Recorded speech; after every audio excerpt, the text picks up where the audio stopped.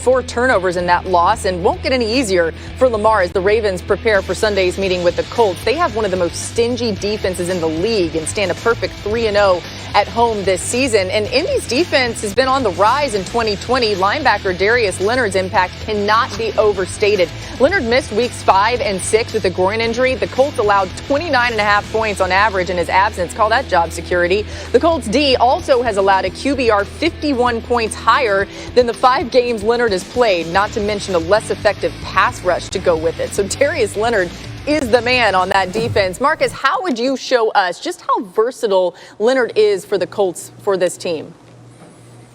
Yeah, Els, there's very few players, and this is why everybody is so high on this young man and his future, because he impacts the game in a number of ways, and a lot of guys just don't have that ability to be a part of rush and cover at a high level. When you look at Darius Leonard here, they use him up over in the A-gap to threaten the protection of the offensive line, and here you can see him wrap. He's rapping, creating pressure off the edge. Matt Stafford steps up, Autry comes off and gets the sack. That's Darius Leonard. Here again, you have to respect it with pressure. So Matt is already thinking, listen, might get the same look, but he drops out. He takes this route away from Matt. So Matt eyes goes back to the middle of the field. Dan talked about how good Indy is at taking away the middle of the field. This Matt Stafford been playing forever. He understands this defense. Again, they use him also in coverage in an elite way. This time they bring a 5-man pressure. It's a simple zone underneath. But Matt Stafford understands Indy takes away the middle of the field. That immediately tells quarterbacks to go outside, and Moore is sitting in the flats. Pick 6 to the crib. He is affecting these plays, even if he's not in on the tackle or not in on the sack. And might I add, he had a sack forced fumble on that same wraparound look against the Detroit Lions. But look, we just showed the numbers about the effectiveness of Darius Leonard and how much better this defense is. Now they have Lamar Jackson. They feel like they have a guy where they can create enough confusion and athletic enough to get Lamar on the ground if he gets into these tight windows and tries to take off and run. It'll be interesting to see how they play him. You cannot go and game plan for Lamar Jackson like Matt Stafford. I am not saying that by any means, but they do have a guy that changes the face of this defense when he's at that middle linebacker spot. So I'm interested to see how they use Darius Leonard in this game. Yeah, and you mentioned that the Colts defense success in the middle of the field, that's where Lamar really excels. So that's a specific matchup to watch in this one too.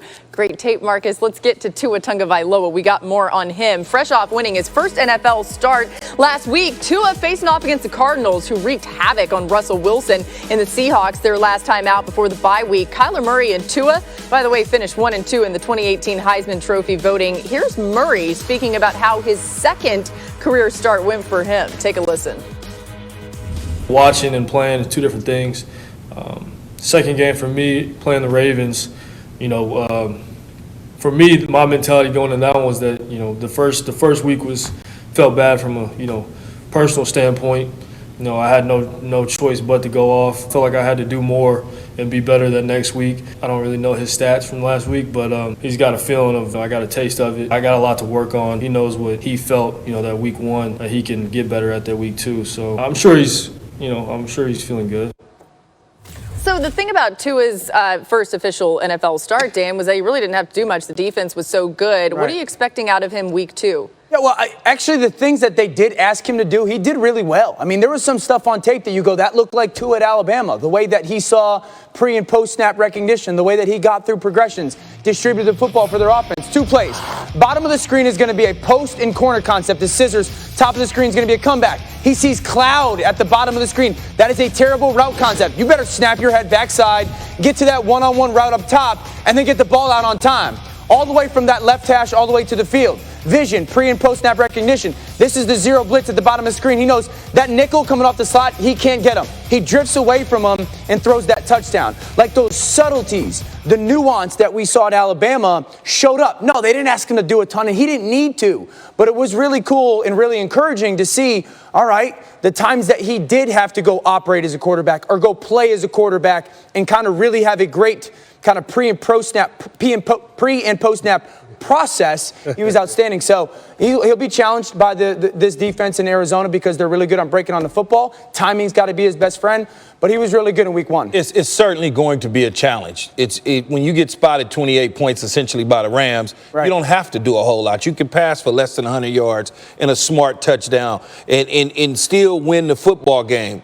Because in practice, as you know, Dan, you don't play from behind. Everything is easy, but clearly they seen he did enough to take the starting job and wanted the starting job. Sure. But now, what if you got to play from behind? That's what I want to see. Can you play from behind? On the other side, what if you're down 28-7? How will you perform? Will all of a sudden it be too big for you, or will you methodically lead your team down the field on scoring drives and bring them back? That'll be the key, because as you know, Arizona scores in bunches. Yeah, I realize it was college, so it's not a direct comparison by any means, but he really didn't play from behind that much at Alabama either. No. That's kind of a foreign. The LSU game, you know, last year when he got hurt, and he played great. I mean, that's in that second half where he got hot. He got him now back that you did say that, when did he come from behind in college and win?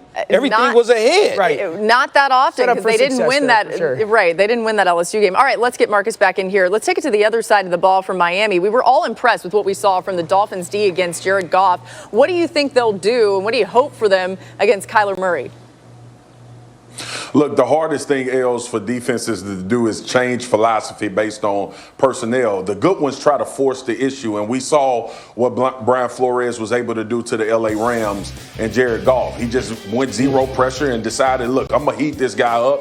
I don't think he can beat us from the pocket. And exactly what happened. He turned the football over. They created sack fumbles, and there was some little nuanced things that he's done defensively that a lot of young quarterbacks really don't see quite often week in and week out. Now, here's the caveat. He understands who Kyler Murray is as far as breaking out of pressure and then how bad he can hurt you down the field. They still have DeAndre Hopkins, still have Christian Kirk, who he's thrown a lot of long balls to. Fitzgerald is as good at being a hot route reader as anybody in the NFL because he's been doing it so long. So when you think about the plan going into this game, you have to change it up. We saw what Arizona did to Russell Wilson, understanding how he needed to change up coverages, how he needed to pull defensive linemen out, linebackers for underneath to create just a little bit of confusion. I expect to see that from Brian Flores. And then funnel. Instead of sending everybody, he wants to funnel Kyler Murray and make him beat him from the center of the pocket. All Brian Flores has to do is remember what he learned in New England, what to do. The number one thing is take away the number one guy. And you take away DeAndre Hopkins, and now you force Kyler Murray to go to other spots. Yes, Larry Fitzgerald is still one of the top older receivers in the league on hot routes, not young anymore, but on certain things that he can do well. Christian Kirk certainly can take the top off of it. But if you take DeAndre Hopkins away and you force Kyler Murray to do those things, you got to watch out for his feet, much like Big Boy said just now. He'll pull it down and run on you. Big Boy are the only two things that I would say with that, Key, because you're right, but Arizona in their tempo, so how quickly can the defense communicate? And then the different places that they do move DeAndre Hopkins around, that will challenge that defense, right? So when you play with tempo and you move your guys around, everyone on defense has got to communicate. That can leave some people wide open. So that'll be the challenge, that cat and mouse game we see in football all the time. Easier said than done to take DeAndre Hopkins away, as you well know, from being a great receiver in your day. We got more coming on NFL Live, and stay tuned for this. With the addition of Antonio Brown, Tom